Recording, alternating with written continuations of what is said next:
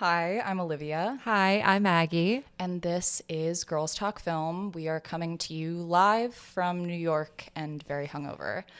Oh man. Olivia and I woke up this morning and we were like, should we even do this? So it's a real treat this episode because It's rough over here. I can feel my head pounding. We had quite a night last night. Very fun. So, for those that are new here, this is a podcast about movies. Every week we choose a theme, a tone, a type of character, and then we pick 3 movies that all include it, and we go through them, kind of compare and contrast, talk about how the movies handle X theme. And today our theme is the internet. The internet. Yeah. I'm excited. I actually thought this was a really fun week. Me too. And like a really interesting topic to think about. It was a really interesting week, and it was really interesting to like think about how the internet is portrayed and how people use like the internet in film. It is interesting. I was thinking watching these movies,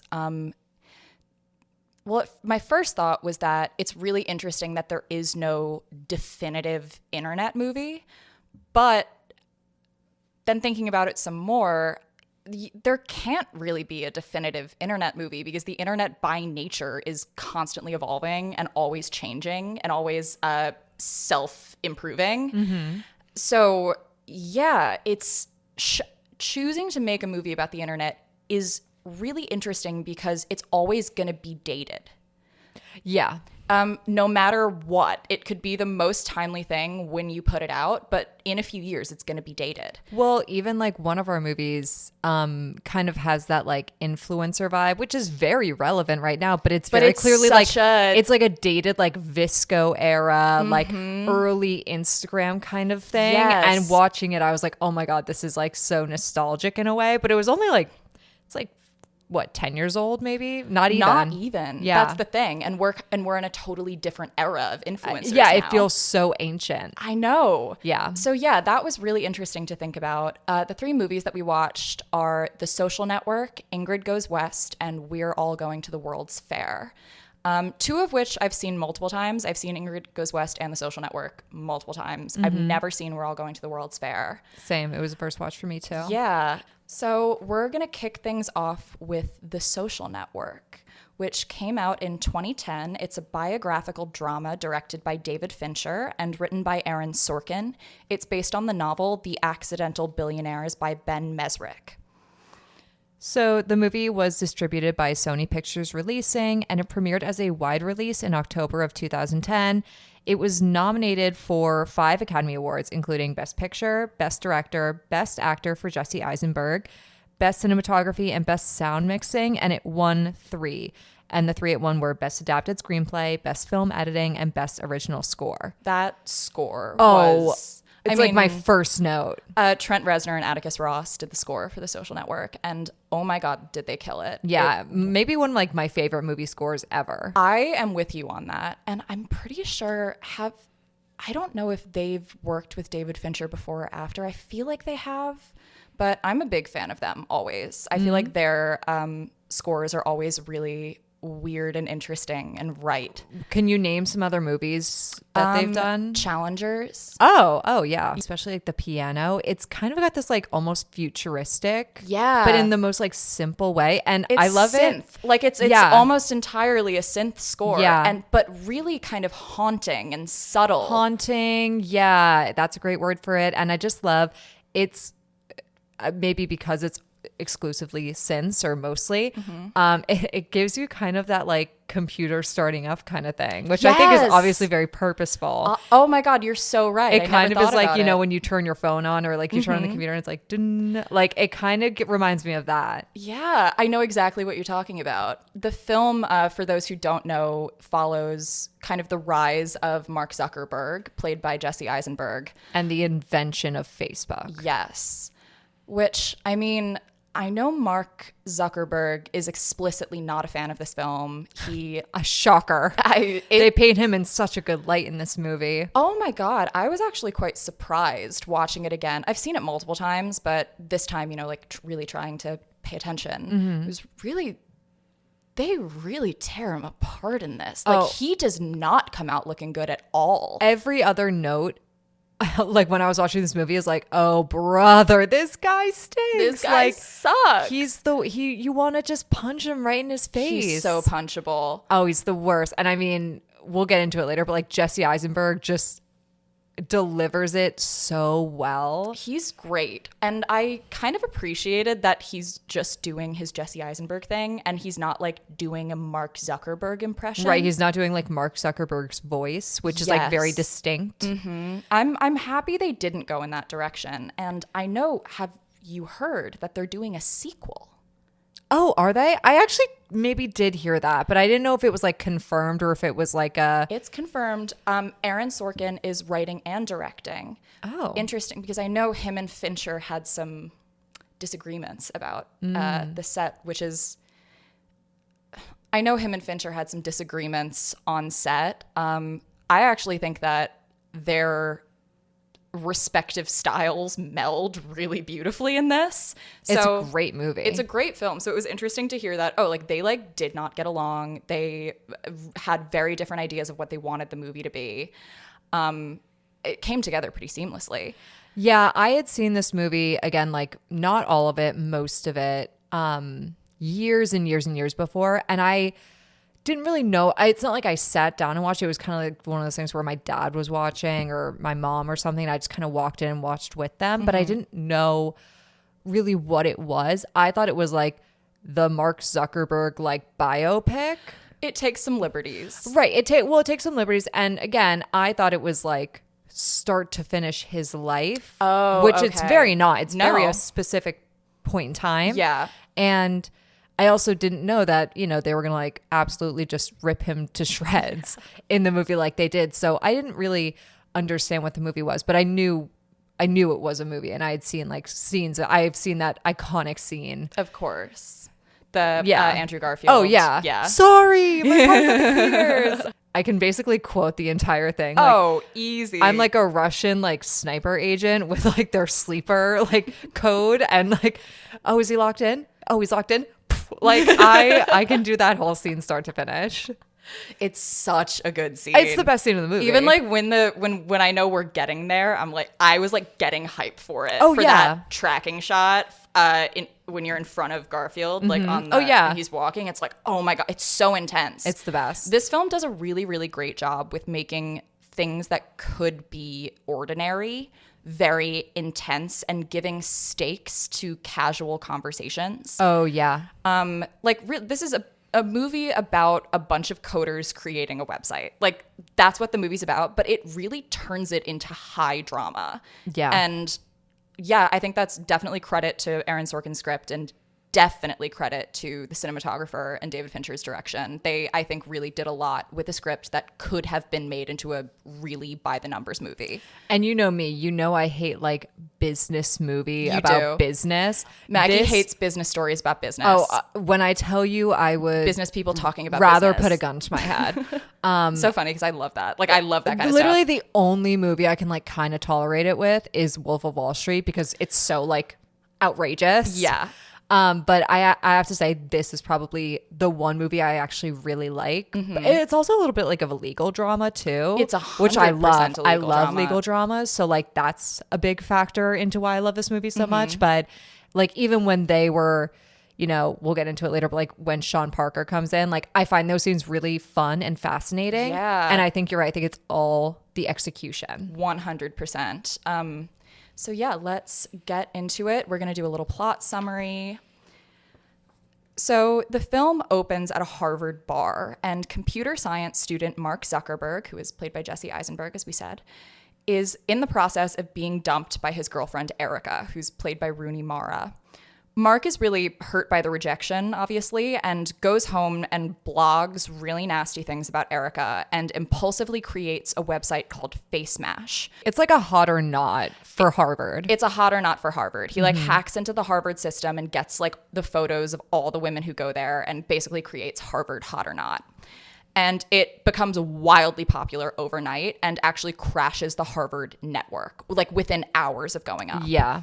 And that is true, I believe. That is all true. Like, he did do that. The Harvard network did crash. I He believe did get put that. on academic probation. Yeah, I mean, from the very first scene with Mark and his girlfriend at this bar, you are like, oh, this guy sucks. Yeah, Like, you get immediately. you know exactly who he is from the jump. He is pompous. He clearly thinks he's smarter than everyone else. He jabs at Erica about like, well, you go to BU. Like, you don't even have to study.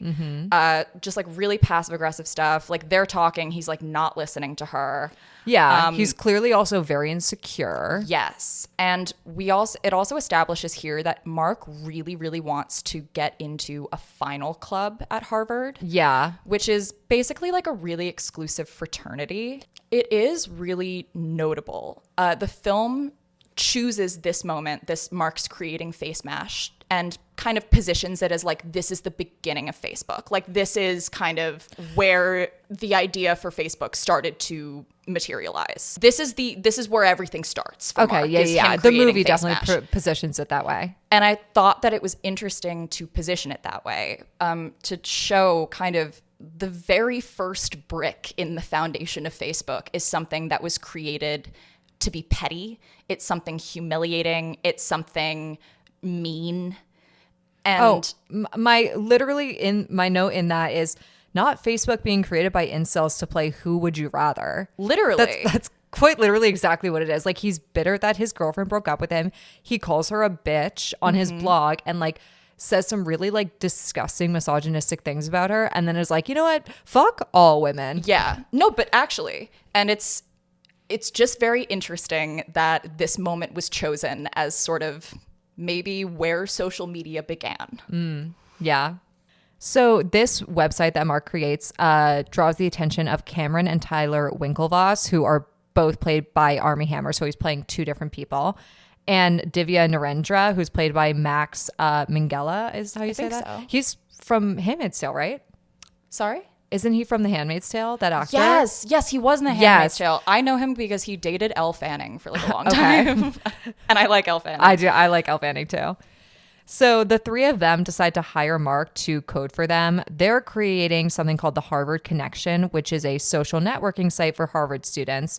Mark agrees to work with them, but soon after his first meeting with them, he approaches his best friend, Eduardo Saverin, who is played by Andrew Garfield, with his own idea for the Facebook, which is a social networking site that would be exclusive to Ivy League students. Which, I mean, He stole their idea. yeah, no, I'm pretty sure originally it's also just for Harvard students. And then he's like, whoa, we should branch out to other schools. So Eduardo agrees to loan Mark the seed funding, and Mark will build the website, and he does, and it becomes immediately super popular. Yeah. I mean, as they predicted, they were right. Yeah. It's really important to note that the narrative cuts between this timeline, so Mark as a college student creating Facebook, and two separate deposition rooms years later. We learn from these deposition scenes that the Winklevosses go on to sue Mark for intellectual property theft, as they should. Right. He literally did steal their idea. And he kind of like leads them on a leash of like, oh yeah, like I'm gonna start working on it soon. No, And he literally is like, yeah, I'm in. And then ghosts them for like 6 weeks. And they're creates like, Facebook in this process, and is the kind whole of like, time is like, oh, sorry, I'm busy. I'll catch you at the next meeting. So it's very clear he's just stalling for time while he gets his own website going. exactly. And we also learn that in the future, his current best friend, Eduardo, ends up suing Mark for partial ownership of Facebook. So Eduardo, who gave Mark his first $1,000 in seed money and started the company with him, we find out that he is in fact suing Mark. And the story is kind of framed through these conflicting testimonies. So everything that we see in the main timeline is often like recontextualized when we cut back to one of the deposition rooms and get more insight on things. I think this, again, is not just it being like partly a legal drama, but the way that the story is told through flashbacks and through this present like legal battle. Honestly, masterful. No, it's so well done because The way that it starts with Eduardo. Yeah. So you're like, wait, okay, what happen between them, and you see it before Facebook is even like mentioned. So all you know is that they're not on good terms anymore, and then once the Winklevoss twins come in and you see theirs, you're like, okay, like he's screwing a lot of people over. Yes, and he's so unbearable in those. Smug. Oh my god, Horrible. even like to the attorneys, he is such a dick. Yeah, no, Jesse Eisenberg's Mark is literally just the worst guy you've ever met. There's one scene in particular where like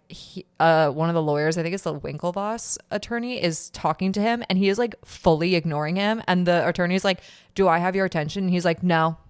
And he goes on this like really just arrogant monologue about how he doesn't deserve Mark's attention because like he's a genius and like you're wasting his time, and you know his time is very precious. He's literally like looking at like the raindrops outside. Yeah. And you're just like, bro, fuck this guy. He's the worst. He's actually the worst. But yeah, the way that information is revealed to the audience with these multiple intercut timelines is amazing. Oh yeah, it does such a great job of creating tension and creating drama and conflict. I don't know, I just think that this decision to tell these timelines concurrently was a really great one. Yeah. So as the Facebook expands to other Ivy League schools, Mark gets increasingly consumed by the project. Eduardo wants to monetize the site because it's becoming extremely popular, but Mark wants to focus on its growth. So Mark and Eduardo then meet with Sean Parker, who's played by Justin Timberlake. Great in this. I think he's actually a really good actor. Oh, don't get me wrong, he's made like some crap movies, but I actually think he's like really strong as someone who like didn't. Well, he was in like the Mickey Mouse Club or whatever that was called, but like is primarily a singer and dancer. I think acting is like kind of a hidden gem for him. Oh, 100%. And he's so perfect as Sean Parker. He is slimy and like schmoozy and just horrible. The worst con man. The worst kind of con man. But yeah, no, you could like you look at this guy and you're like, you're bad news. Like you are bad news. So like we said, Sean Parker is this slime ball. He's actually the disgraced co-founder of Napster. He has a really shady reputation, but very quickly impresses Mark with his like $1 billion vision for the company, but Eduardo sees right through it. I think Mark sees like cool guy who can get girls, who like is a tech guy. Yes. And wants to be that. Very much so. And the movie does establish like kind of Mark's desire to get into these final clubs. Mark really wants to be cool. Like very badly. That's kind of his like fatal flaw is this desire to be cool. He sees someone like Sean who's telling him Sean is this cool guy. He knows everybody. He dates models. And he's telling Mark, you're a genius and you're cool. Right. And your company is, you know, going to be huge.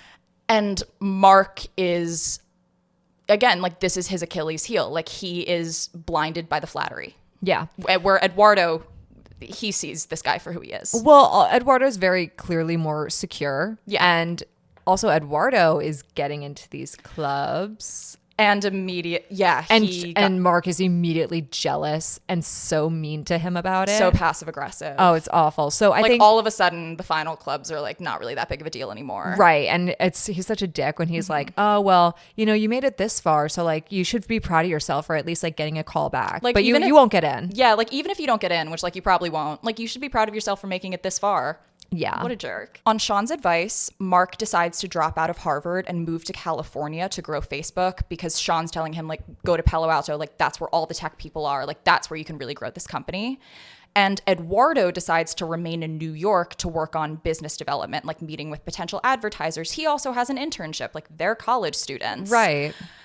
And much to Eduardo's chagrin, Sean Parker moves into the house that Mark is using as the Facebook base of operations and becomes a lot more involved with the company and gets close to Mark while Eduardo's away. Yes, he become like a part of like a he becomes like a major investor, like a co-owner. Yeah. So like now he has like a percentage of the company. And Eduardo's not happy about this at all. Also, Sean, while they're in California, is very much like planting the seed in Mark's mind. Like, Eduardo's not serious about Facebook. They're in college. Like, literally. He's not serious about Facebook. Like, he doesn't get it. He's got, you know, you better like, he's dragging you down and stuff. And Mark, of course, is like, Sean is like his god. So he's like totally taking it in. So Eduardo then arrives in Palo Alto to find Sean is completely entrenched in the company. And out of frustration, out of being like left out of what's going on. Like he didn't even know No. that Sean was a part of it. He was completely left out of the loop. Yeah. And keep in mind, like there's other people that come in later, but like this is Mark and Eduardo's company. Yeah. Like they founded it together. Mm-hmm. So Eduardo, in frustration, freezes the company's bank account, which he opened. Like it's his money in there. He's been the only person to put money And into he's put a this. lot of money into it. And like you can kind of tell that it's more difficult. He doesn't just have money that he can drop. And that also fuels his desire to get advertisers on the site, because he's like, all of my money is in this. Like Mark hasn't put any money into this. He's only put his time. So Mark is saying, no, like advertisers aren't cool. We want Facebook to be cool. You don't have any money in Right. this, You have dude. no stakes really. You have no stakes in this at this point, where Eduardo, like, He has like needs to make his money back soon. $19,000 in that. Yeah. So we cut to a few months later. Facebook is booming. They're reaching 1 million users.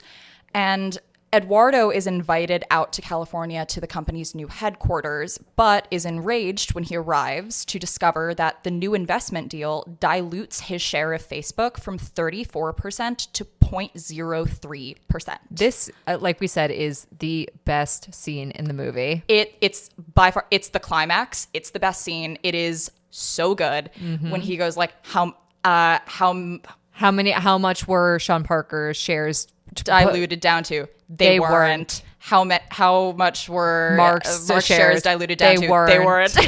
And his lawyers, when Eduardo is in the courtroom and he's like, how much were your shares diluted down to? And he's like 0.03%. Even Mark's attorneys are like, fuck that guy. Like Yeah. they can't even hold back their reactions. And imagine sitting through that deposition, learning all that Eduardo did for Mark and for the company, and then that gut punch. And it feels like a gut punch in the film. It really does. It's an excellent couple of scenes. Eduardo confronts Mark and vows to sue. He says, I'm coming back for everything.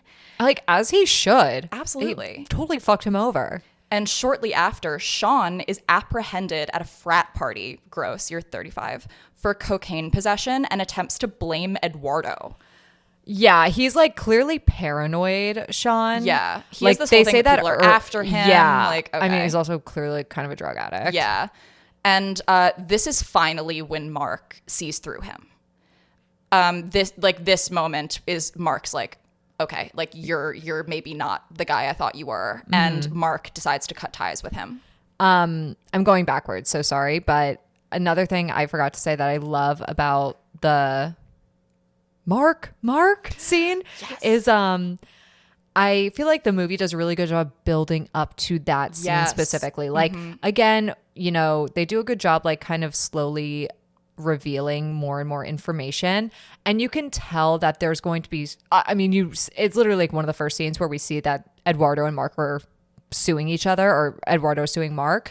So we know that there's going to be some kind of fallout between them, but we don't know what it is. Yeah, we don't and know. it's so much worse than you think it will be. It's so well executed. Just because, like, again, when he gets to Palo Alto and you're like, okay, you know, like there's gonna come to a head, and then it's such a backstabbing. Like he literally walks in and he's like, I was walking into an ambush. Like he thinks he's going there for a party. Yeah. And when he sees it, what's this? Oh, goosebumps. I literally can't not get goosebumps in that scene. And I feel like everyone talks about Jesse Eisenberg's performance, which is amazing. He's so good in this. This is such a great role for him. But I know exactly Andrew what you're gonna say. Garfield, like, hats off, dude. That is easily like best like acting moments ever. So years later, one of Mark's junior lawyers advises him to settle with Eduardo, since Mark will likely be very unsympathetic to a jury, which is like incredible advice. Yeah. I mean, he's the most unsympathetic guy ever. And the film ends with Mark sitting alone in the empty deposition room, and closing text reveals that both cases were settled out of court. So Mark settled out of court with the Winklevosses and with Eduardo. And Mark Zuckerberg went on, as we know, to become the world's youngest billionaire. I also love that the film ends, and it's so telling of who Mark really is.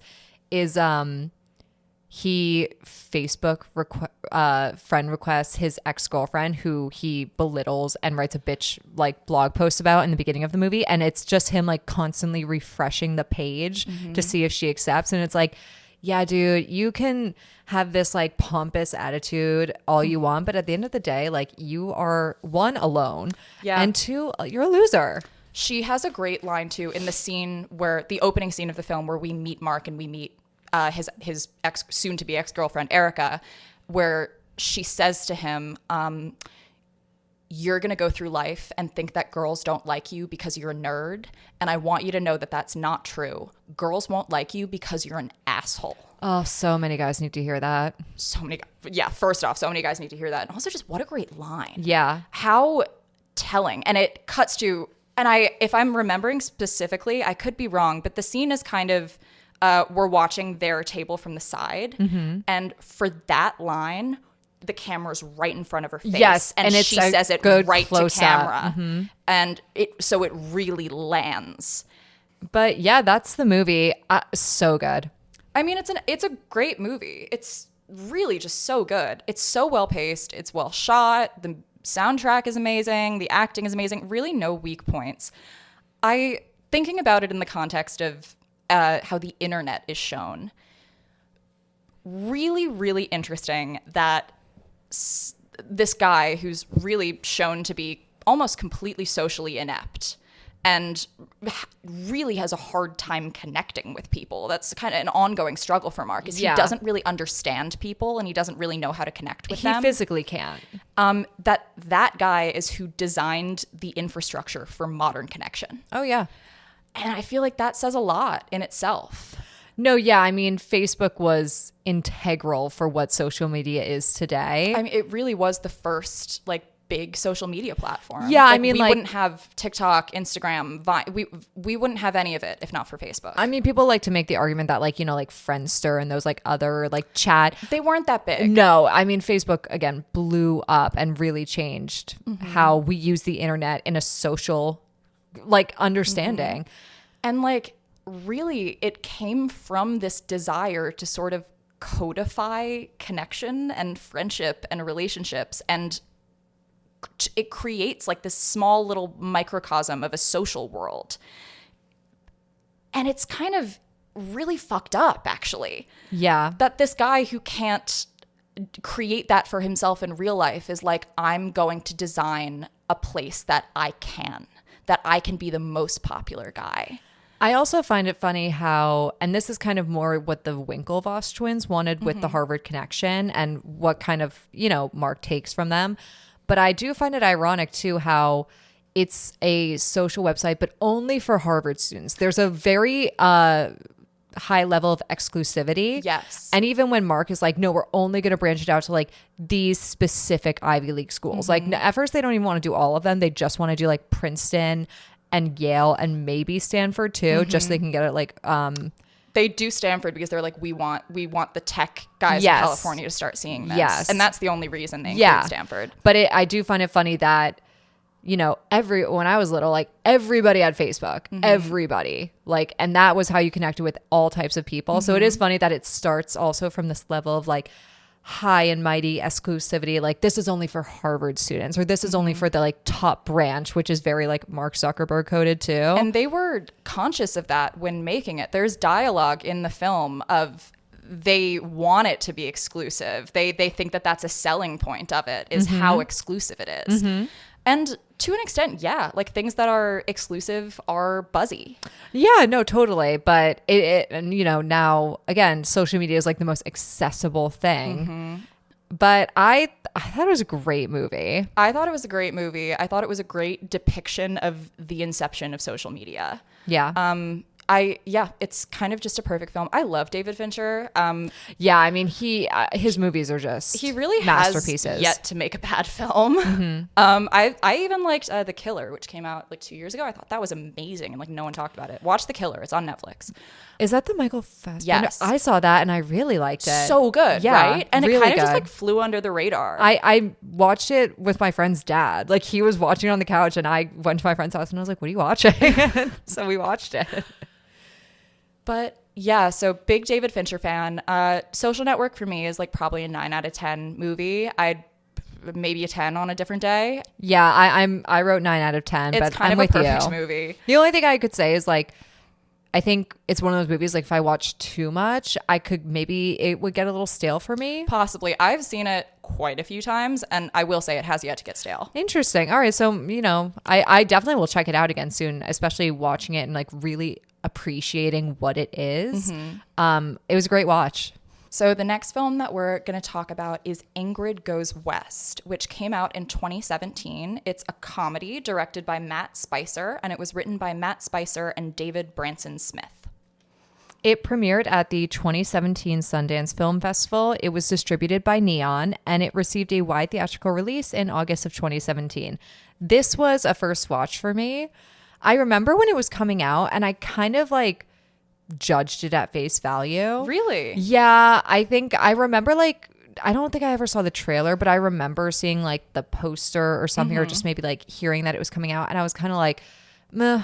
Not for you. Like, yeah, I think it's one of those movies that is very obvious with its message, but yes. I do think the execution is so well done. Like, I think it's one of those movies that could have been kind of like a Emerald Fennel, like what's that movie? Promising Young Woman, like a PSA sort of thing. Yeah, like PSA, and like a little like the dialogue could have been like really like in your face, and I think it could have been really obnoxious and one note, but I think Aubrey Plaza and Elizabeth Olsen are so good in their performances, and I think the execution is so well done that I really liked it. That's funny you say that, because I actually have in my notes, like, do I think that the satire of social media and influencers is like particularly new or insightful? No. Not really. It's a pretty common commentary, if you could even call it that, or satire of these particular people. Yeah, bringing anything new to the table. But the performances are so strong, and the script is very clever that it almost like it's fun to watch as a comedy and a character piece more so than like a commentary on internet culture or social media culture. Like, that, in my opinion, isn't the strongest point of the film. I think it's strong. Don't get me wrong. I agree with you. I don't think it's like very nuanced. I just don't really think it's adding anything particularly new to the conversation. No, not at all. But I do appreciate the route they took in doing so. And I'll get into it like later when we get into like more specific parts of the plot. But it's really, really excellent as like a character piece. Yeah, I was just going to say the biggest thing that I love is Ingrid. And I think she's a fascinating character to watch. It's really interesting to see the choices she continues to make as the film goes on. Totally. Yeah, that is. And again, I'll save it for when we get into the film. But I like what they say about her and the kinds of people that go on the internet and have these parasocial relationships rather than just being like internet bad, because that is kind of like what you could take away from the film. Very much so. But I think there's a lot more to that said. I completely agree with you. But yeah, I actually saw this in theaters. Oh, really? Yeah. It does not seem like the kind of movie you'd go see in theaters. I saw the trailer for it like before it came out when I was in high school, and it just like looked good. Like, it looked like, okay, a dark comedy, looks like it looks funny. And then I read some of the festival reviews, which were good. And so, yeah, I actually like sought this one out in theaters, and I did see it in a theater. It was a fun theater experience, surprisingly. It's a fun movie. It was really fun. And it's so there's a lot of, I guess, what you would call like cringe comedy. It's like, ooh, like it's almost uncomfortable to watch characters like make certain decisions and do certain things. You're just like, no, stop, please, like don't do that. Like, no, you know it'll 100%. end badly. Very like the British Office kind of vibes. Yes. So I personally really enjoy that kind of comedy, and it was definitely fun to watch in a theater, because you would hear people around just going, ooh, like, or just like laughing uncomfortably in places. There was a lot of moments where I was like, don't do that to my computer screen. Our protagonist is Ingrid Thorburn, who's played by Aubrey Plaza. She's a lonely and mentally unstable young woman who has recently just lost her mother. She returns home after a stay in a mental health facility, And Ingrid sought treatment at the facility after an incident which she stalked an old acquaintance from like high school, I think it's supposed to be, and pepper sprayed her at her own wedding. Yeah. Which is that's what opens up the movie. It's a great opening scene. It's a great scene. So back in her mother's empty house, Ingrid spends most of her time obsessively scrolling on Instagram. One night, she reads about an up-and-coming Los Angeles influencer named Taylor Sloan, who's played by Elizabeth Olsen in like truly a genius casting decision. Yes. I love Elizabeth Olsen. She's great. There's something so inherently likable about her that you get why not only like she's successful as an influencer, but you kind of get why Ingrid's drawn to her. Yes. There's she's something very just so like sunshine warm and inviting. And she's like not like she's that kind of influencer where it's not like she's like dripped in Gucci. She's kind of get this like Cali boho girl. She like shops organic. Yeah. And she seems like very like relatable and approachable. So again, you can see why Ingrid is really drawn to her. Yes. So yeah, Ingrid really starts to fixate on Taylor's seemingly perfect life as it's shown on Instagram. Using the money she inherited from her mother, who has passed, Ingrid decides to move to LA. She rents an apartment in Venice from a landlord named Dan Pinto, who's played by O'Shea Jackson Jr. So funny. He's a real scene stealer in this. Whose dad is he? Or who's Ice Cube. Yes. Yeah. I mean, it's so apparent. I was literally just blanking on the name. I was like, have oh my the God, same what's face. his name? Yeah, no, first of all, he's so adorable in this movie. He's so adorable. I was like, okay, hey. But yeah, he's so funny. Like truly a scene stealer. When he comes in for a scene, I'm like, I get excited. I sit up a little bit straighter. Yeah. Yeah. But yeah, Dan, her landlord, is an aspiring screenwriter. Landlording is just a side hustle. He's going to write the next Batman movie. Oh, yes. That's very like his into big Batman. thing. Very into Batman. Much like Olivia. I'm watching, I'm like, oh my God, me. No, that's me. literally, one of my notes is like, Olivia, that just is you. I know. And Ingrid starts to restyle herself in Taylor's image. Like she goes to the hair salon that Taylor posts about going to. She buys the same purse she has. Yeah. And almost to the point of like she gets the same haircut as her and she's like wearing the same clothes. Oh yeah, I wrote I was like, this is Instagram single white female. Literally. Which they actually say later in the movie. So one day Ingrid actually spots Taylor at a bookstore but is too awkward to approach her. Ingrid follows her home, kidnaps her dog Rothko, and then days later pretends to find him and calls the number on the missing dog flyers.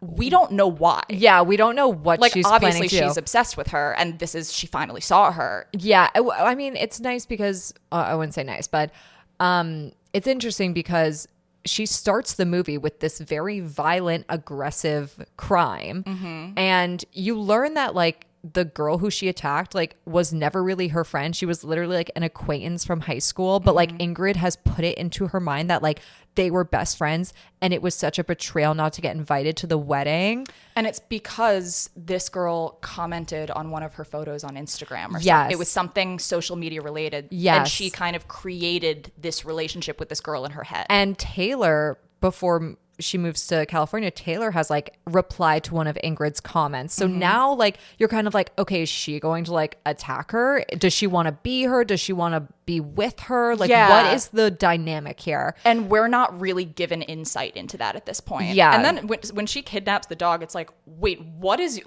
are you doing? I thought she was just going to like break into the house and like look for things or maybe like steal something or like try to attack Taylor. But yeah, her kidnapping the dog, I was like, and then all of a sudden you're like, oh my gosh, like this is your your master plan to like be her friend. Yes. Basically. So Ingrid brings Rothko to Taylor's house and officially meets her and her artist husband Ezra, who's played by Wyatt Russell. Taylor and Ezra invite her to have dinner with them as a thank you because they want to give her reward money. And of course, Ingrid says, no need. And they say, well, why don't you come in? We're making dinner and like, please join us for dinner as a thank you. When Taylor mentions needing someone to bring furniture to their Joshua Tree house, Ingrid volunteers. She's like, oh, I have a truck. And we know she does not have a truck, but her landlord, Dan, has a truck. She convinces Dan to borrow the truck, and she and Taylor travel out to Joshua Tree the next day, and they spend the night out partying and kind of like become friendly. Like they're becoming friends. Oh, yeah. Ingrid, driving drunk, accidentally damages the truck that night, which... I mean, damages, she totally fucks up the entire side. it, like, completely destroys it. Yeah. Which obviously infuriates Dan. She also was supposed to, like, only take the truck for the day, and she ended up staying the night in Joshua Tree. Yeah, basically Dan asks a favor of her, and he's like, okay, can you come back tonight? And just like, yeah, but then of course Taylor's like, let's like go to this bar. And she can't say no to her. Like, no, she wants to to spend so time. badly. Yeah. And so Dan is not only furious that he kind of like, she blew him off, but also she destroyed his truck. Yeah. Over the next few months, Ingrid and Taylor spend more time together regularly, and they begin to grow close. One day, Ingrid meets Taylor's brother, Nicky, who's played by Billy Magnuson, I'm guessing is how you say that. I love this guy. He's in Game Night. He's in Game I Night. fucking love that movie. He's really good in an episode of Black Mirror. Yes, I forgot he's in Black Mirror too. He's like...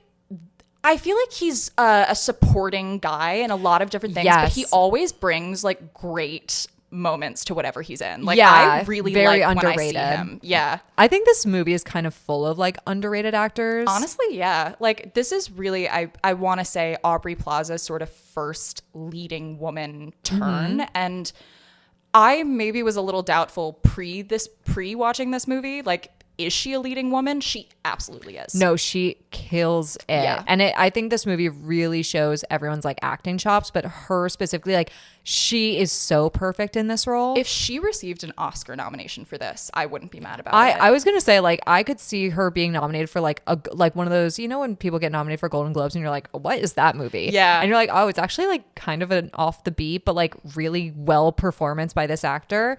I totally could see that happening for her. So Taylor's brother Nicky comes to visit, and Ingrid meets them. He is a very obnoxious drug addict who instantly doesn't trust Ingrid. He can just sense that there's something off about her, and there is. Yeah, like she's weird. She's weird. She's awkward, and he's kind of just like, "Who are you? And how have you become so close with my sister so fast?" Mm-hmm. Taylor invites Ingrid to a party at fashion blogger Harley Chung's house and tells her to bring Dan, who Ingrid had in the past kind of made to seem like it was her boyfriend. Yeah. So she's like, oh, my boyfriend Dan. Meanwhile, Dan is like definitely infatuated with her, but Dan has a thing for her. Yeah, but they're not dating. No. And right now he's furious at her. Right. For the He's not truck. speaking to her. Mm-hmm. So Ingrid, trying to kind of make amends with Dan, takes him out to dinner, and they actually have a really lovely moment loved at this dinner. scene. It's an excellent scene where they bond over the fact that they both lost parents. And he reveals that, like, which I actually, it like really touched me, that he loved Batman so much because he grew up An orphan. and like Bruce Wayne was an orphan. Yeah. And it's like, oh my God, that's like beautiful. That's sweet. And I think it's the first time that you really see Ingrid open up and be like her most authentic self. In like she's always pretending around Taylor. Yeah, she's constantly pretending. She's constantly putting on an act. Or she's kind of in this like weird state of denial. Like she's clearly very mentally unstable. Yeah, she's not well. But this is the first time, and Aubrey Plaza again does such a good job in this scene where she's talking about her mom, and you can see her start to get really emotional, and she kind of just pushing it down. Yeah, she kind of shuts it down, and you can tell like, and this is a big reason why I love this movie, and I'll save it more for the end. But like at the end of the day, this is just about like loneliness and like being unstable, and kind of how like people use social media as this like cheap form of therapy, and they a quick fix. It's a way to try to seek connection, and it's also a form of escapism. Like clearly Ingrid doesn't want to deal with the loss of her mother, so she descends into social media to live vicariously through there, because her real life kind of sucks at the moment. Yeah, but this was a really lovely scene. They in a truly wonderful, just skin crawlingly awkward scene, they go home and have sex in the funniest role playing I've ever seen in my life. It's so funny. They both really, you can tell that they had fun filming that scene. Yes. And they do actually kind of begin dating, although Dan doesn't know that this whole thing has just been so that he will accompany her to this party. Ingrid takes Dan to the party, but she gets really jealous and distant when she notices that Taylor has grown closer with Harley Chung, the influencer whose house it is. And Harley is very cool. She has a lot of followers. And this is kind of where we start to see that Taylor is also a bit of a social climber. Oh, 100%. And so she's kind of hanging on Harley because Ingrid is her friend, but like Ingrid doesn't have anything to offer her. Also, Harley and Nikki, who Taylor clearly like admire and put on this pedestal, don't like Ingrid. Mm-hmm. They find her weird. And so Taylor kind of realizes like in order to gain favor with them, she needs to shed Ingrid a little bit. At this party, Nikki spies Ingrid typing in her phone password, and he takes her phone when she leaves it unattended. He finds several incriminating photos that reveal her obsession with Taylor, and he uses this information to blackmail Ingrid for money. At first, I was like, yeah, like when they first confront each other and he's like, you're a stalker, like what, you are obsessed with my sister. I was like, totally valid. Like she is a stalker. Mm-hmm. She is dangerous. Yeah. And like that's his sister. And then when he was like, okay, so you can keep hanging around my sister, but like you need to give me like $5,000. And it's just like, oh, you're like not a good person. Right. It's like, oh, like I thought for a second he like genuinely was like being a good brother, but it's like, no, you're just a slime ball. Yeah. And this is kind of this is the first major sort of twist in the plot, and there are a few more as the movie goes on. Totally. It makes some kind of it goes in a few outlandish directions, all of which kind of worked for me. Mm-hmm. It takes some crazy turns, and every choice that it makes kind of from here on out is surprising, and I thought interesting. I thought very entertaining. Very entertaining. I also, just before we move on from this scene, I think it also, again, like really shows the levels of Ingrid. I love how pathetic she is. I know. Like she doesn't get angry, but she is kind of like, look, I'm not doing anything wrong. Like what she is, but like she's like, I'm sorry. Like I'm not trying to hurt anybody. Like I just want to be her She literally friend. is just like, I just want to be your friend. I don't have any friends. Like it is so sad seeing her kind of like get on her knees and beg, and you can tell Nikki's like kind of loving it. Yeah. Mm-hmm. So again, just like I think if this was a more like one note movie about like crazy stalker social media, she would have like gotten violent immediately. Exactly. No, but this character, I think it's a lot due to the screenplay and then a lot due to Aubrey Plaza's performance, is so layered and consistently really interesting to watch. Mm-hmm. Obviously very desperate. Ingrid manipulates Dan into helping her kidnap and terrorize Nikki so he'll stay quiet about this whole phone situation. Nikki, however, escapes and attacks Dan, forcing Ingrid to knock him out with a crowbar. She abandons Nikki in the desert and takes Dan to the hospital. And like, it seems like he's dead. No, yeah. I mean, she leaves him for dead. I also love how she lies to Dan. She says, what does she say? That he's like... Well, she gets some guy to like hit her. And then she's like, he attacked me. And he says he's going to kill me if I don't give him $50,000. Mm-hmm. And she also, Dan tells Nikki that like Ingrid has recently come into a lot of money because of her mother's passing. So Dan also feels bad. He kind of feels like it's his fault. Mm-hmm. So that's how she's able to like manipulate him. Like she's like, look what kind of like, it's your fault. Why'd you tell him about the money? Over the next few days, she talks to Taylor a few times. Taylor's obviously really worried about like her brother.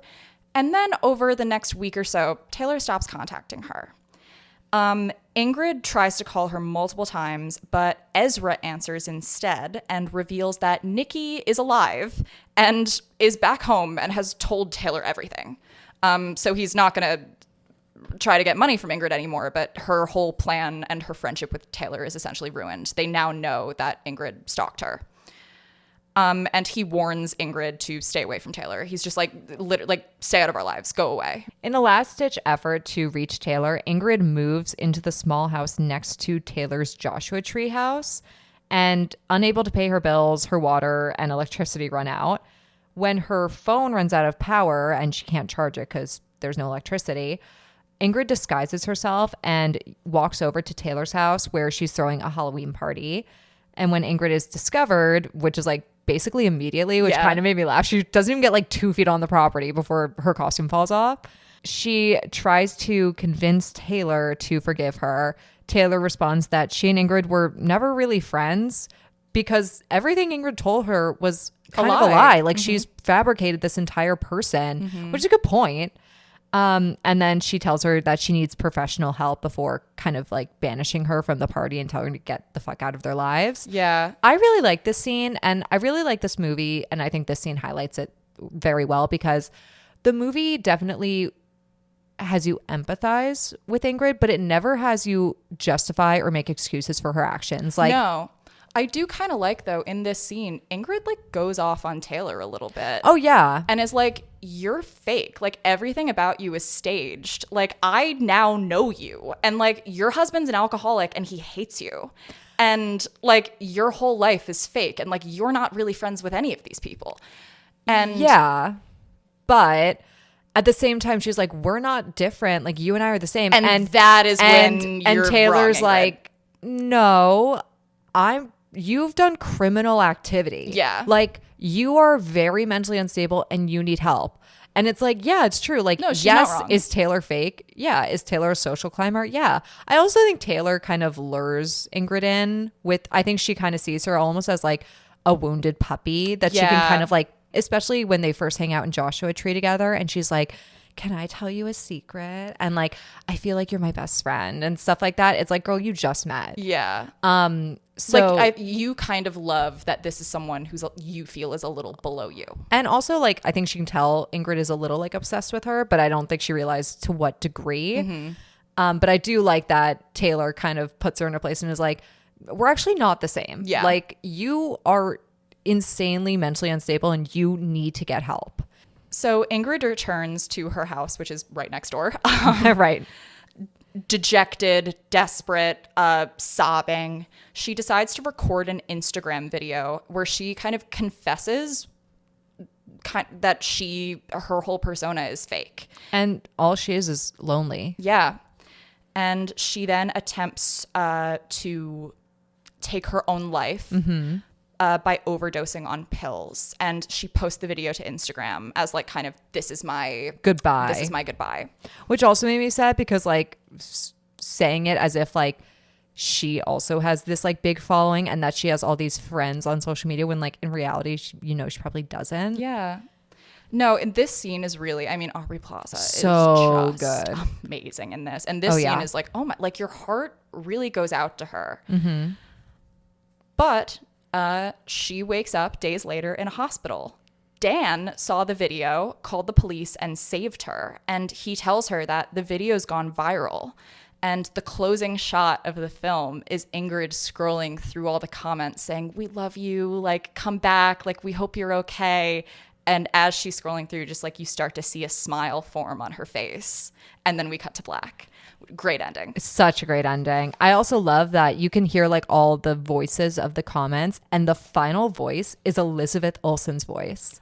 No, I didn't even okay, catch well, that. maybe it's not. I'm like 95% sure it is. No, you're probably it right. I sounds just like didn't catch it. but I thought it was a great detail. If that Yeah. is true, maybe I'm making that up. No, I need to rewatch it now because I did not catch that. Yeah, I really like this movie. I think it's like a really underrated gem. Yeah. It's a super competently made, super well acted. There's a real kind of almost improvisational energy to the performances.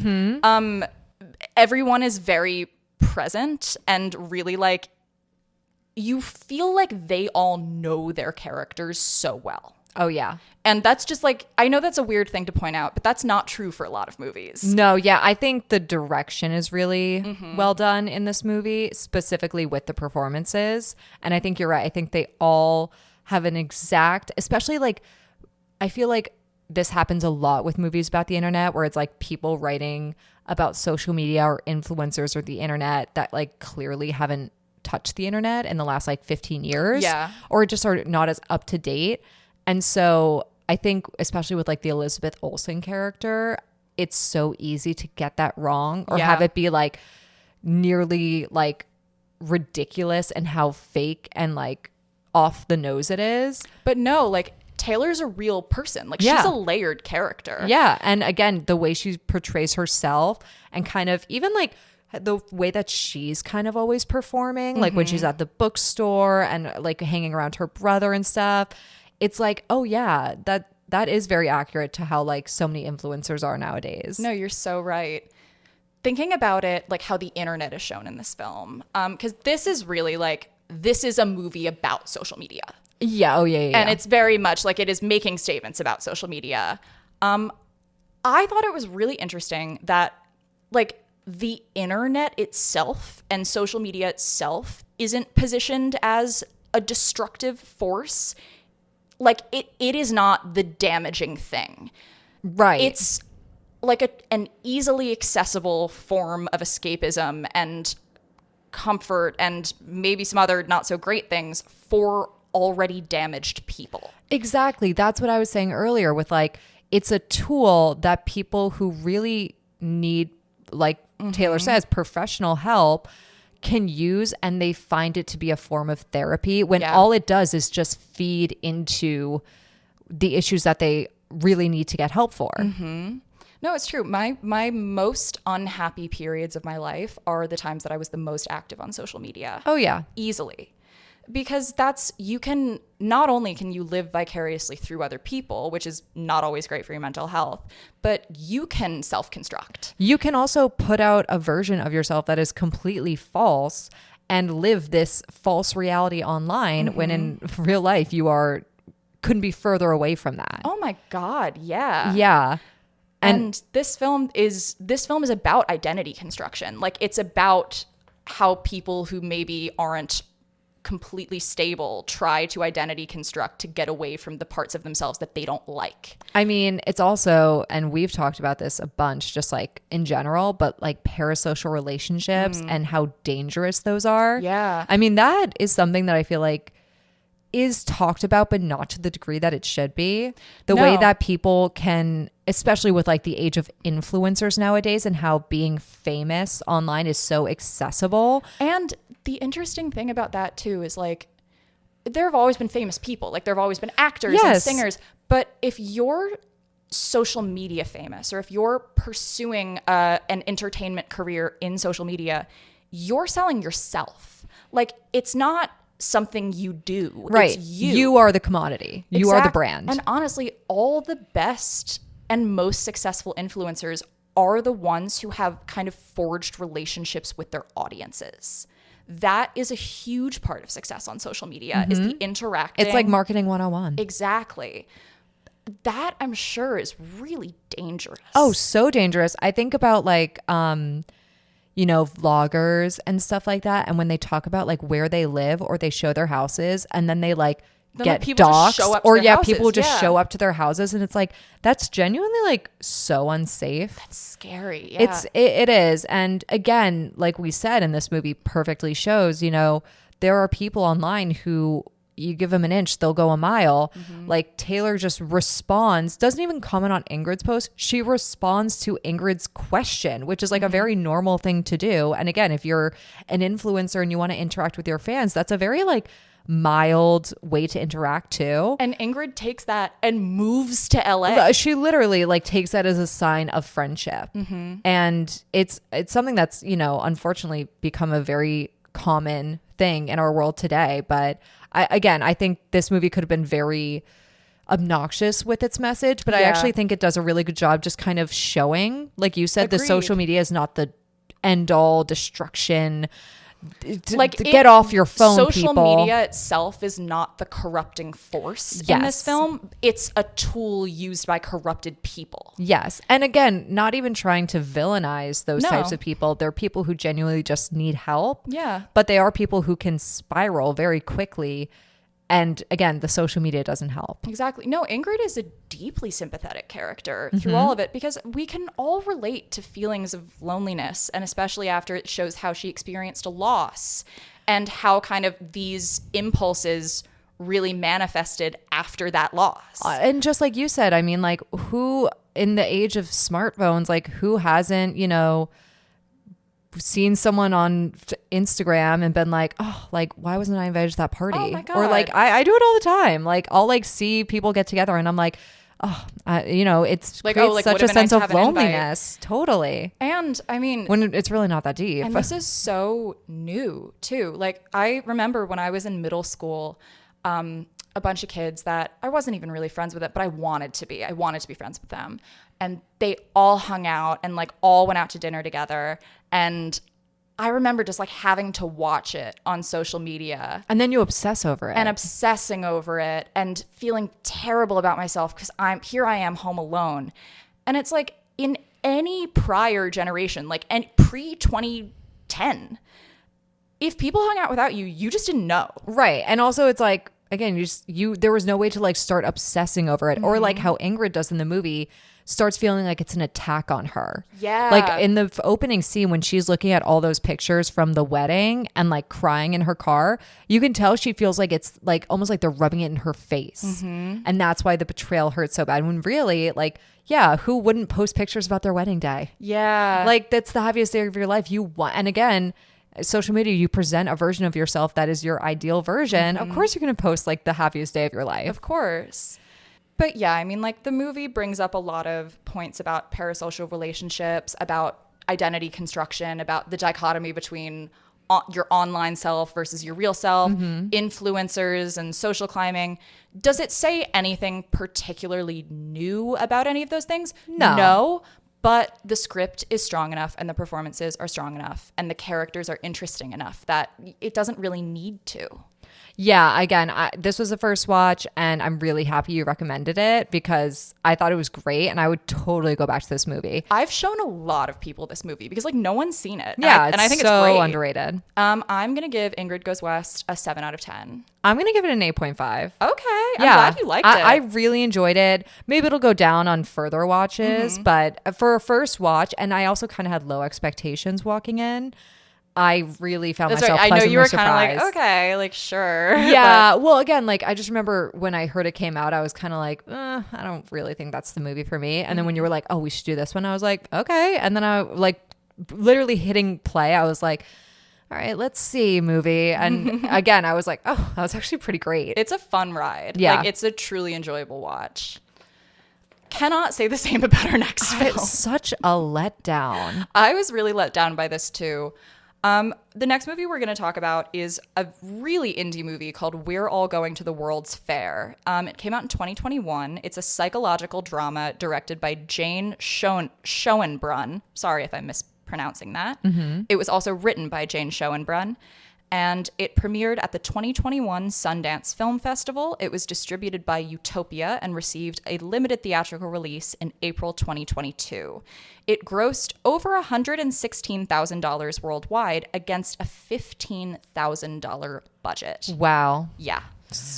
I mean, not like I'm shocked by the small budget, but 15,000 is very small for a feature film. Very small. Right? I mean, very competently made. I will say that. I know that Jane Schoenbrunn has gone on to direct I Saw the TV Glow. I have not seen that. I have also not seen it, but it's been on my list. It looks good. And it looks like she's been able to take some of the aesthetics she introduced in this film and to the next level. Yeah, from what I've seen of I Saw the TV Glow, it seems a little too, and this is something I kind of have an issue with in a lot of like modern horror today, is like they go for this atmospheric kind of thing. Oh, I love that stuff. But it's not scary and they focus too much on the aesthetic and I think it fails a lot in execution, but I haven't seen the movie. Maybe it's amazing. I'm kind of really judging. Good reception. Yeah, I've heard good things. I'm literally just judging the book by its cover. Yeah, I will say before I kind of like we get into the movie, and because I do have a lot of issues with it, I will give this movie a lot of credit. This is very popular with this new age of film, and especially with the internet just becoming way more common in everyday life, are these like screen films where it's like the movie is told through like computer screens. Yeah. Like, I think it's called like Missing. Like there's a lot of like thrillers that try to do it. I'm going to be completely honest. If I see that a movie is a screen movie, I'm not watching it. I've seen a few, some are just awful and some are kind of like, they're not bad, but it's one of those things where it's like just so unrealistic that like situations like this, you would not put down your computer or put down your phone or get on FaceTime to do this. But I will say with this movie, I think it's very, very well done. How I agree. Most of the movie is shown through these videos. Just because it's not like, unlike those other movies with We're All Going to the World's Fair, it's very fragmented, the amount of time we jump between. And yeah, we never quite know how much time has passed. also our main character is a child, so they would look to YouTube and they would look to like social media, one as their news source and as their kind of like Bible of information, but also because that's what kids do. Exactly. And another thing, because I know I mentioned at the beginning of the episode how making a movie about the internet will kind of automatically date it because the internet's always changing. Something that I thought was really great in this movie is you were never quite clear about what platforms she was using. Yeah, it doesn't have that like cheap like Insta pic, like fake Instagram. It never shows a platform. All of the like algorithms that we see are kind of generic and not specific to a certain website or a certain time. And I think that actually does a lot to not date the movie. Like this is something that I feel like could be watched in 10 years and could still be recognizably the internet. Yeah. Where some internet movies, I mean, years later, it's just like, oh my God, it's so, like you look at it and you laugh because it's so dated. Yeah. Or again, you'll watch like a movie that like clearly couldn't get like the rights to Instagram or like Facebook or whatever. They make and up they some have fake name. And it's like so like awful. It's literally, it's like postapic.com and you're like, okay, Instagram. Like, so that's always like not annoying to see in movies, but it's always a little cringe. Yeah. So yeah, I will credit where credit's due. I think the way that the internet is presented is very well done. I completely agree with you. The plot, yeah. This movie is under an hour and a half. It's about an hour and 25 minutes. It feels much longer. It feels like a 5-hour movie. When I saw that it was only an hour and 20 minutes, I was genuinely shocked. I felt like I'd been sitting there for 3 hours. Oh, the amount of times I was screaming at my TV screen and cut. Yeah. There are so many scenes and shots that just go on for too long. It is slow. Slow is like not even the right word. And it is molasses. Yeah. And at first, at the beginning of the film, I was kind of into it because I'm expecting things to speed up as the plot gets going. Same. And I'm like, okay, we're establishing. I do like a lingering like hold sometimes. Sometimes, not every time. Not every time. No. And it's every scene. Every scene could have been ended a few minutes before it ends. Or like, again, certain shots. There's one shot in the woods that I'm specifically remembering. Exactly the one you're talking We're about. on an extreme wide for so long, and then we finally cut to like the camera angle, and our main character is talking, and I'm like, oh my God, why didn't we cut to that shot earlier? Yeah. I'm staring at her sitting in the woods from like 50 feet away. This is not an interesting shot to me. It's not an interesting shot. So yeah, this movie is, and again, I think it's trying to be very atmospheric and scary with the lingering silence. And I think in some scenes it kind of works, and then in other scenes it really, really didn't work for I me. think very few scenes it works. I will say there are 2 scenes in particular where I was like, that was scary and that was good. And I was so disappointed that there was only 2 because I was like, oh, this person can make scary like imagery and content, but it's so, I mean, the movie is just like, it's rough. The film explores a different side of the internet than we've covered so far. So for that, I am glad we chose this. This is more about the sort of Reddit, message board, creepypasta side of the internet. And I do think that there is a level of authenticity to how that side is shown. Yeah. So without further ado, let's jump in. So we meet our protagonist. Her name is Casey. She's played by Anna Cobb, sitting in front of her laptop camera, announcing her intent to participate in the viral World's Fair challenge. She turns off the lights and says, I want to go to the World's Fair 3 times. She then stabs her finger with a pin and she smears blood on her laptop screen before watching a video of colorful flashing strobe lights. She then thanks her viewers and she promises to post updates if she starts to notice any changes. Later, Casey watches videos from the other World's Fair challengers. We learn that it's an online alternate reality horror game, kind of like those creepypasta, text chain challenges. And people who have entered the challenge claim that they went on to experience psychological and physical changes. Casey records a video recounting bouts of sleepwalking she experienced when she was younger and says she's begun feeling a similar way since doing the challenge. Late one night, while Casey watches an ASMR video, she gets a message from a user named JLB. And he sends her a video that features Casey's face, but like really distorted, and texts saying, "You are in trouble and I need to talk to you." This was one of the two scenes where I was like, I'd shit my pants if that happened to me. It is scary. This scary. I found very scary because there's, again, like a level of realism to it. Like this could feasibly happen. Oh, 100%. Actually, you just gave me goosebumps because 100% it could happen. Like she uploaded the video, so he just took something and like it's also just like the execution of it, of like how it cues up and she's like about to fall asleep and then all it is. And also he has like the world's scariest soundtrack. Like it's like Halloween's like horror house soundtrack behind the video. So Casey reaches out to JLB, who is played by Michael J. Rogers, who is a frequent collaborator with other World's Fair challengers, and speaks to him over Skype. JLB claims that he's worried about the symptoms that she's reported and encourages her to keep making videos so he can monitor her well-being. JLB is revealed to be a middle-aged man who lives alone and spends his time watching other people's World Fair videos. Yeah, I did think I liked the choices that they made with this character because obviously he's like this old man or middle-aged man messaging this young girl. Your mind immediately goes to, oh my God, like he's going to start grooming her. He's also like, well, keep making videos so I can keep watching. So you're kind of like suspicious.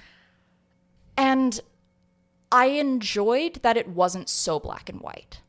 No, I mean, if anything, I mean, obviously in the beginning, I thought that, but by the end of the movie, I actually had a completely different mindset about the character. And I don't know if it's like meant to be obvious or if it's just like a theory that I've kind of like come up with in my head, but I'll save it towards the end. Okay. When like the ending is talked about. But yeah. The content of Casey's videos becomes increasingly disturbing.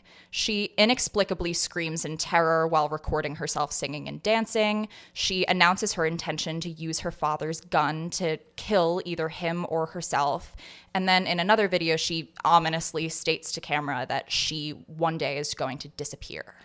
I think it's important to note that Casey lives in like a very nothing happens here suburban town. And a really, I think, crucial thing is we never see her parents. No, it's safe to assume maybe it's just her and her father, who she clearly doesn't have a good relationship with because she kind of like every time he's in the house, she kind of like wants to stay away from him. But we never see him. No, we never see him. Sometimes we'll hear him, but we never see him, which really does a lot to isolate Anna.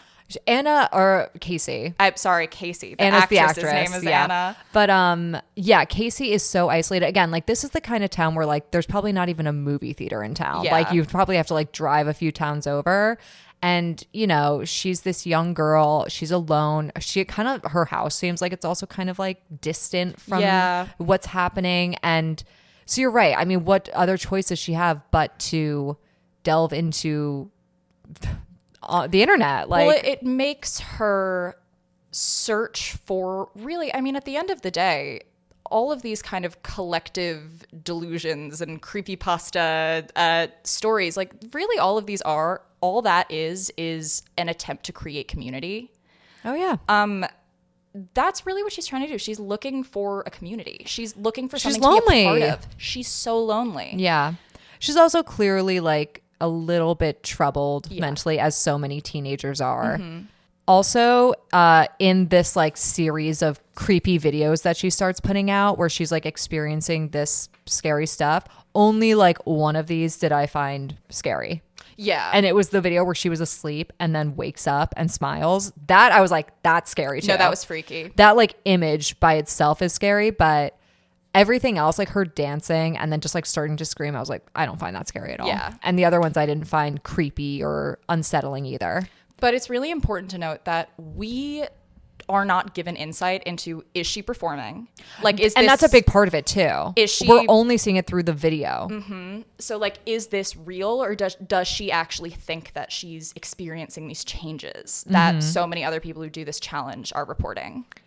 So in one video in particular, she covers her face and arms in UV paint and tears apart the stuffed animal she has slept with since she was a baby. She then kind of seems to come to her senses and cries when she sees the toy that she's just ruined. She, in the next conversation she has with JLB, she tells him that she has always had a sense of the world being false, which I think plays very well into what this movie is setting up for and the themes of this movie. But again, I just think the execution, the dialogue, I don't think is very strong. No. But honestly. I think it's just like the pacing. Like even in this conversation, I was like, is the oh killer. my God, yeah. Even like going through the movie, I'm like, this actually sounds like a really kind of interesting movie. It really is the pacing that kills it. Yeah, it ruins it. JLB contacts her and basically says, like, we need to get out of game. Like, I need to ask Which is you, a term, I guess, online. like, I need to ask you a serious question. And he says, like, I'm really worried about you. And I've considered calling the police to do a wellness check on you. Which, I mean, like, yeah. Yeah. Like, he's starting to doubt, like, okay, are we still like playing this game, and like, Right. Or is it still like, oh, the World's Fair challenge? Or are you like Really really not going to well. hurt someone or hurt yourself? Casey gets really angry and asserts that she was only playing along with the challenge and that Casey isn't even her real name. And she accuses him of being a pedophile and demands that he stops contacting her.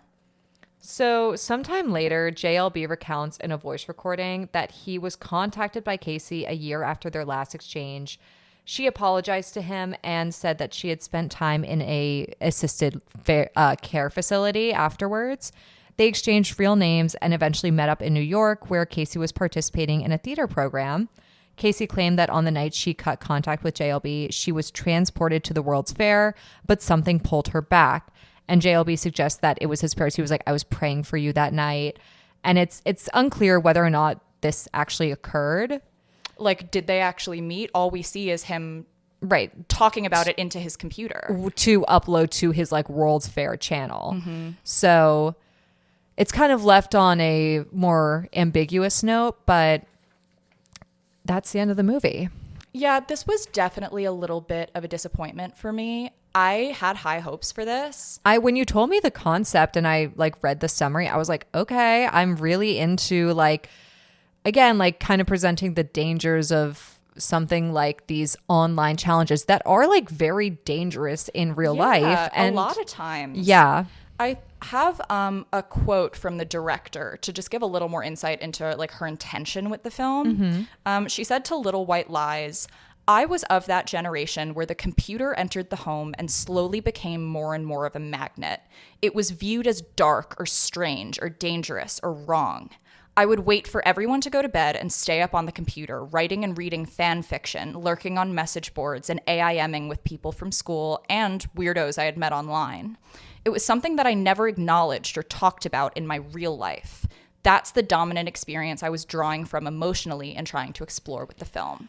I think she succeeded to an extent. Yeah, to an extent. I do like the idea of like what is real on social media. Like I think with Casey's character, her presenting these videos as, you know, the World's Fair Challenge, and this is all we're seeing. So there is that question of, is she performing or is this really happening to her? And just like that, she sees other people posting online being like, I'm losing control of my body. Something's wrong with me. But it's like, well, these people could just be playing into the game or playing into the challenge and making these creepy videos to get views.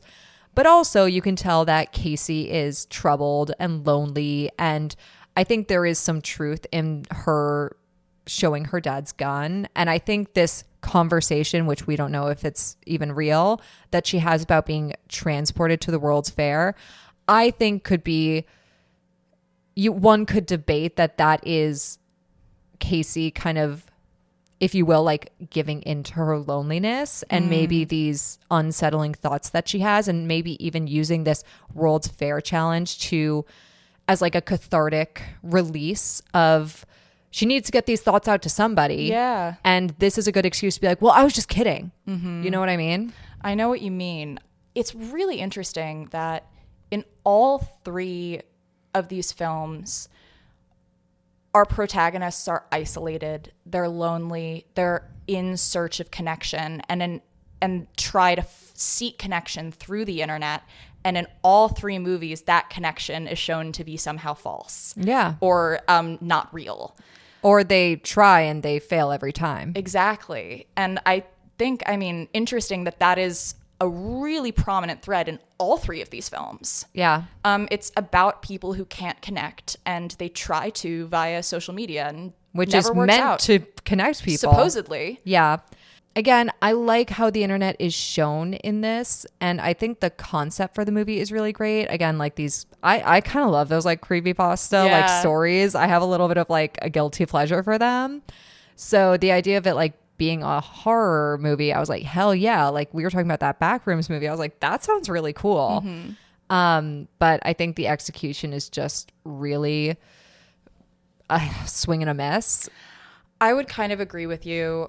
Again, Even, in some parts, like the aesthetics of it worked for me. Like I actually really like the opening scene where we see her doing the World's Fair challenge. I liked that image of the colors and her face. I thought that was cool. I that like was that it. we see her rehearsing how like what she's gonna say in the video before she actually turns on the camera. I enjoyed the opening scene a lot actually, and I liked how kind of extended it was. But again, I didn't realize at that point that was going to be every scene. Literally every single scene. I also really liked a moment that I really, really liked is when she's in bed before JLB sends her the message with her face all distorted. She's in bed watching an ASMR video, and it's literally like someone comforting her. Yeah. Like it's a motherly sort of comfort. Yeah, and it's literally just like, I think it's like you woke up from a nightmare. Yeah. ASMR, and it's like the person just repeating like, you're gonna be okay, it's all right, which I thought was like so kind of quietly devastating.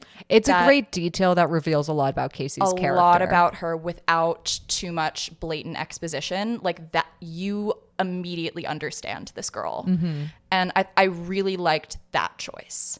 Aside from those things and then a few kind of eerie scenes, for the most part it didn't work for me. I'm more interested in the conversation that the film is trying to start than the experience of watching the film itself. I cannot agree with you anymore, especially, and that is why I'm interested to see Jane Schoenbrun's follow-up to this. Yeah. I definitely will watch it now. I'm curious to see how she's progressed as a director, because I do think that she definitely has a vision.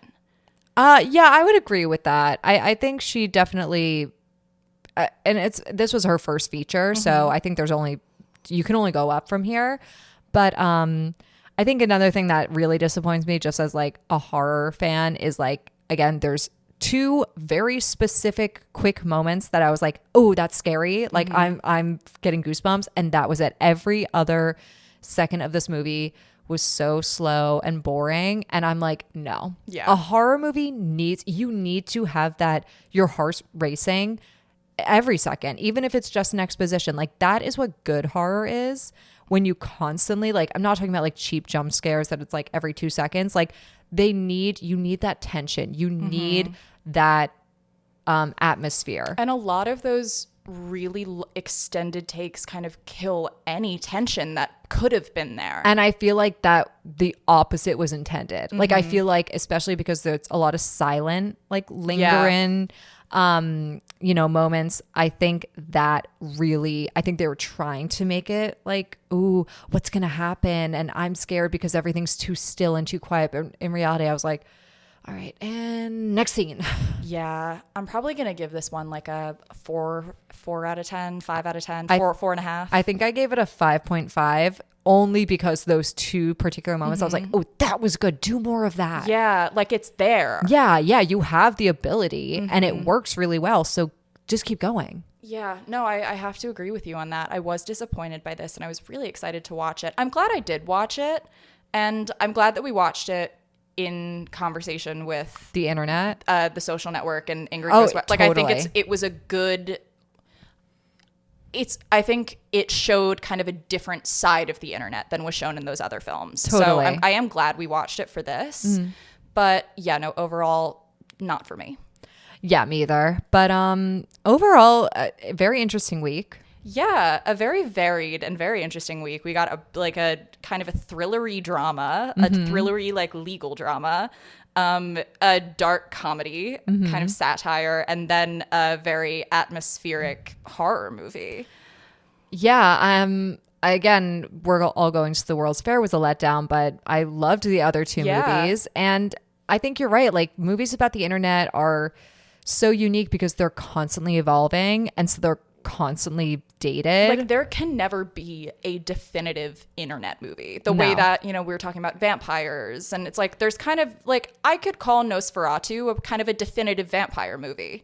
Like, it's very entrenched in the history. It's showing the first vampire sort of thing. Yeah. Same with like witches. Like, I think we could call The Witch like the definitive witch movie, and it kind of is in my mind, honestly. But not, you can't do that with the internet. You can't do that with the internet.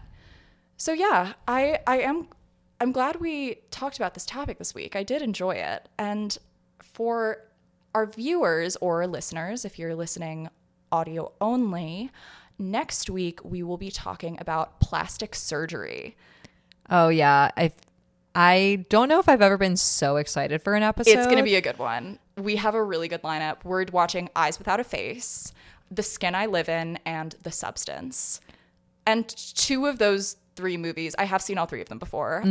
Excited to rewatch them again. Two of them are like some of my favorite movies. Oh, Olivia, you just took the words right out of my Yeah. mouth. I haven't seen all three, but the two I have seen are like, one, some of my favorite horror ever, and some of my favorite movies. Just blank, period. Same. Yeah. No, 100%. So yeah, thank you so much for listening, and please watch the movies with us and then come back next week and we can all chat about them. I'm Maggie. I'm Olivia. Bye. Bye.